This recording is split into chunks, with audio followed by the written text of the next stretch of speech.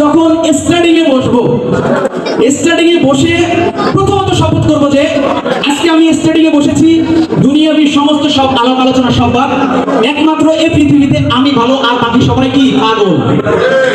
যতক্ষণ আপনি চিন্তা চেতনা মাথায় থাকবে ততক্ষণ আপনি ভালো ড্রাইভ করতে পারবেন, সেফলি ড্রাইভ। কিন্তু যখন আপনি অন্য চিন্তা চেতনা, মোবাইল ফোনে কথা, বিভিন্ন রকম কাজে লিপ্ত থাকবেন, আপনি ড্রাইভার ওই জিনিসটা আপনার মাথা থেকে উঠে যাবে, তখনই আপনি একটা গাড়ি দুর্ঘটনা প্রবল করবেন।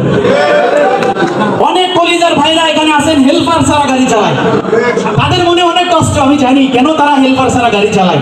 একটা টিপ মারলে সর্বোচ্চ 15 থেকে 2000 টাকা, একটা সহকারী রাখলে তাকে খাওয়াই দাওয়াই কমপক্ষে 1000 টাকা দিতে হয়, তাহলে ড্রাইভারের কোনো টাকা বাঁচে না, যেহেতু অ্যাডভান্স কম। ঠিক না? অ্যাডভান্স কম কেন, কিসের জন্য? এটা মালিকের দোষ আমি দিব না, ট্রান্সপোর্টের দোষ আমি দিব না, আমি ড্রাইভার, আমি নষ্ট করছি মালিকদেরকে। আজকে আমি টুটুল, ঢাকায় অ্যাডভান্স 20,000 ধরেন কাজপুর, আমি তো জানি না, জাস্ট বলতেছি উদাহরণ। ওইখানে আমার মালিক আমাকে 20,000 টাকা দিচ্ছে না, 19,500 টাকা দিবে, আর এক ভাইকে সে চলে যাবে। তুমি কি যাবা 20,000? না আমি যাবো না। কে যাবে? এই তুমি যাবা 19,000, আমি যাবো। সে গাড়িটি নিয়ে চলে গেল আমার, আমি কিন্তু যাচ্ছি না, জানি যে আমার হবে না। এই যে চলে যাও, একটা ড্রাইভার আর একটা ড্রাইভারের ক্ষতি করছে কিনা বলেন?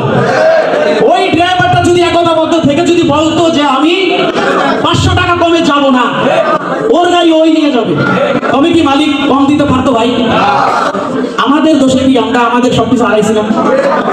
আমাদের এখান থেকে বেরিয়ে আসতে হবে, বেরিয়ে আসতে হলে আমাদের একতাবদ্ধ থাকতে হবে, একতাবদ্ধ আমাদের থাকতেই হবে। একতা হলে আমরা সবকিছু পাবো, একতা না থাকলে আমরা কিছুই পাবো না।